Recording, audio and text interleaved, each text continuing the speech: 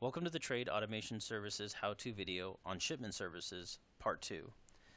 In this section, we will be covering the compliance and shipping document reports. The compliance report allows you to view key details on commodities from an origin and destination as it relates to import and export restrictions, potential embargoes, licensing requirements, and other such details to actually move the shipment. We will also be covering key shipping documents in the document report as it relates to the commodity that you're sending, depending on the origin and destination. In addition to the shipment services, we will also cover the comparative services, which allows you to view side-by-side full landed cost of a shipment from different origins into a single destination, which allows you to make an informed decision on how you would go about potentially importing a particular commodity. If you happen to be looking for the full landed cost estimate, please see our Part 1 video of shipment services. I have already signed into the TAS application at this point, but if you need instructions or assistance on how to register and sign into TAS, please see our video on registration. I'll go ahead and start our product compliance check, and to do so, I will click on the shipment services section from the home page, and I will also create a new shipment. This will take us to our new shipment screen where we can begin to input our key details about the commodity that we'll be sending. Just like with the landed cost estimator covered in Part 1, in order to do a product compliance check, we have to provide the country that we're going to be sending the commodity to. In this case, I'll go ahead and input the country code for China. And just a reminder, if you need help on identifying a country code, just click Select Country. A pop-up will come up, and you can find the country in question. Click on it, and it'll populate in the country screen. Because at this point I'm only doing a product compliance check, the financial details are not necessary. This is primarily used for the landed cost estimator. But if you're going to be running all the reports at once, then of course you'd want to complete this information beforehand. In this case, I'm going to go ahead and select the commodity I'll be sending. In this case, I've already looked up the commodity previously, so I'll go ahead and select cellular phone and click Add. As a reminder, you can click Add New Product from the drop-down if you're needing to do a compliance check on something you haven't sent previously. And this is also covered in our landed cost estimator video. Here it's populated the commodity I'm sending. It still wants a quantity and a price per unit, even though we're not going to be using this to do a landed cost. So we're just doing a compliance check, but we'll go ahead and plug in the information anyway. So we'll say we're sending 5 phones at $500 a piece. Now at this point, I can go ahead and click the View Product Compliance Report. So TAS will go ahead and do the lookup, and it will return us to the product compliance page. So what we see here is a bunch of information. Notice though that it's kind of broken into several sections. So first we have embargoes, item licensing requirements, other requirements as it pertains to licenses, and then some additional requirements. So even though there are multiple things listed on the product compliance report, the only ones that we really have to pay attention to are anything that contains the actual commodity. So in this case, we can see there is an item license requirement, and in this case we can see it's an import compliance for China requirement. I'm not going to read all the details, but basically it says according to the Chinese laws and regulation for compulsory product certification, importation of this item may be subject to the CCC. We can go down further. There's no additional other licensing requirements.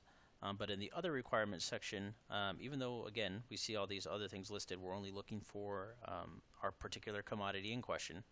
So in this case, here's one for cell phone. So in addition to the licensing requirement above, we can see that there's a landed cost element, which says according to the Chinese Ministry of Finance, which was announced in 2007, an amendment was issued basically stating that this particular commodity is not necessarily exempted from tariff effective March 1st in 2007.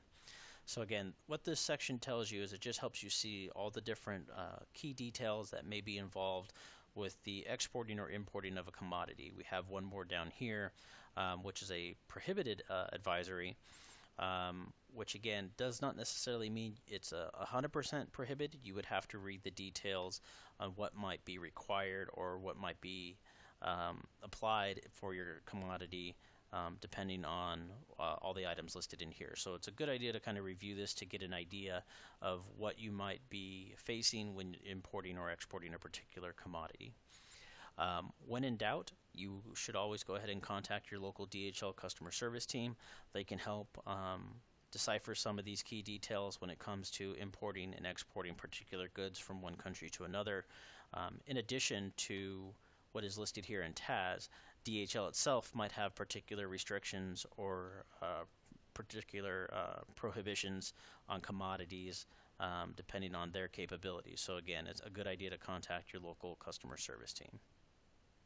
I'll go ahead and run through one more example. So I'm going to go ahead and create a new shipment.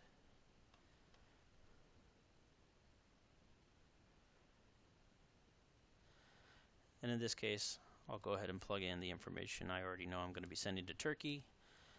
We'll say I'm sending an antique chair.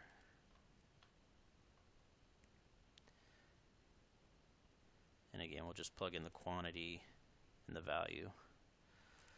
And then again, product compliance report. Just as with the landed cost estimator, if you have multiple commodities, you can plug all those in at once on the screen, and the product compliance report will list the specific commodity that may be applied for particular requirements. So in this example, again, I only did the antique chair, but let's say I did antique chair plus maybe cell phones, just like we did in the previous example. If one or the other happen to be applied to a particular requirement, they would both list either the individual commodity or both next to the same notification, so that you would be aware of what might be in play for a particular commodity. In the case of the antique chair, there are no embargoes, there are no licensing requirements, but there are some additional requirements. In this case, there's a notification about temporary imports for the chair. But we also have a prohibit notification on the chair for antiques, which basically says shipments containing antiques or other works of art may be subject to DHL transportation restrictions. Please contact your local DHL customer service. So in this case, it's most likely the item is outright prohibited to be sent into the country. So again, this gives you a good idea of what key information might be required, or just to be aware of when importing or exporting a particular commodity from one country to the other. But as previously mentioned, it's also a good idea to contact your local DHL customer service team to get updates on any particular commodities or answer any questions you may have. This concludes the compliance part. Now we'll go ahead and go back and create a new shipment from a documents report standpoint. From a document standpoint, the services tool requires that you do plug in a name as well as the country and also the city. So in this case, we'll go ahead and say I'm shipping to Jiangyi in China. It actually will want an address as well. It doesn't validate the address, so you can kind of put in anything, but it actually will use that address information if you actually have the specific address to look up potential documents required that it might be aware of. And the last thing it does want the city. Whoops.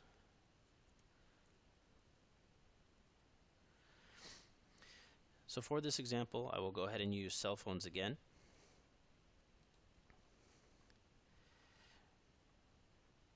And again, I'll just plug in a value and a quantity. And then I will click on the View Shipping Documents report. So what TAS is doing in the View Shipment Documents report is it's taking the origin, destination, and commodity information that you provided to pull any and all documents that may come into play for the commodity that's being shipped.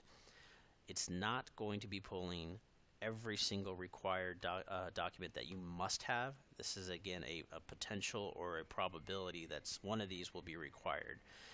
So in this case, you can see in the case of cellular phones, it has the import license, a certificate of registration, certificate of origin, commercial invoice, etc. Again, not all of these are required.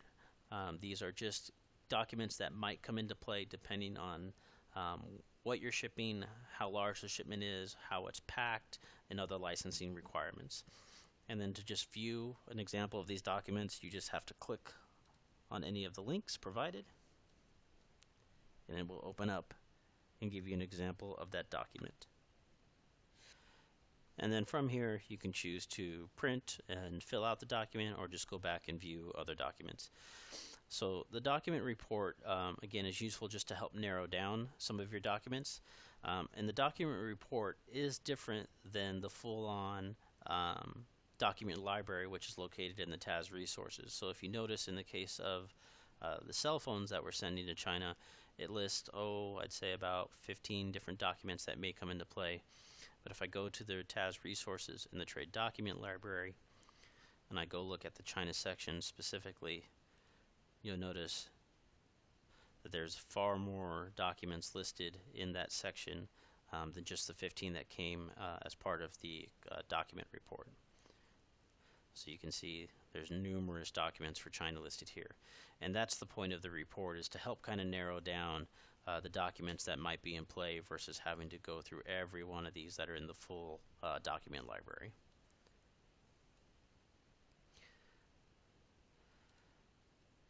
This now concludes our section, our part 2 of the shipment services section.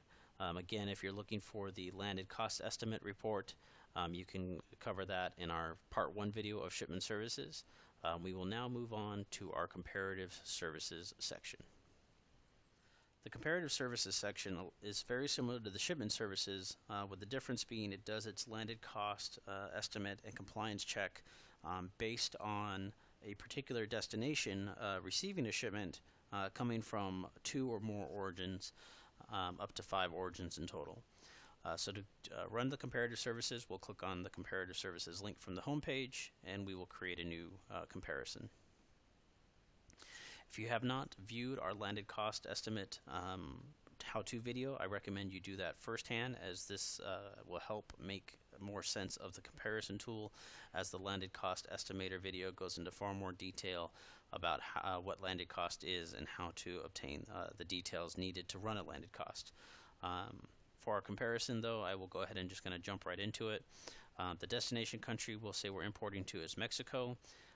For simplistic sake, I'm going to leave the report currency as United States dollar, but just like in the landed cost estimator, you can go ahead and select the dollar or the currency value that you want to view the information in. The next thing you have to indicate is what's actually being shipped. For the purposes of our demonstration, I'm just going to say it's toys to make it simple, but as a reminder, you typically want to be a little more specific in the commodity that's being shipped to ensure you get the proper HS code, and then therefore the more realistic landed cost estimate associated with your commodity being sent. I'll go ahead and click the Find Code button and pull up the classifier, and we'll search for our code. Just going to kind of jump through here and pick our particular code. The commodity we'll say we're sending is 500 items. In this case, we'll say the country is China, and in this case, we'll say the country is the US. So these are our 2 origins that the shipments will be coming from. Again, the comparative services can go up to 5 origins, so if you need to add additional ones, you can just click the Add Shipper here, and it'll add an additional column for you to enter details in, again, up to 5 origins. Another thing to keep in mind is just because the exporting country is China or the US, that does not necessarily mean that's the country of origin or where the commodity was actually made. So you may have to change this depending on what's actually being shipped, but for our demonstration, I will leave them as the same. The next bit of information you have to plug in for a landed cost comparison is the price per goods and the cost per goods.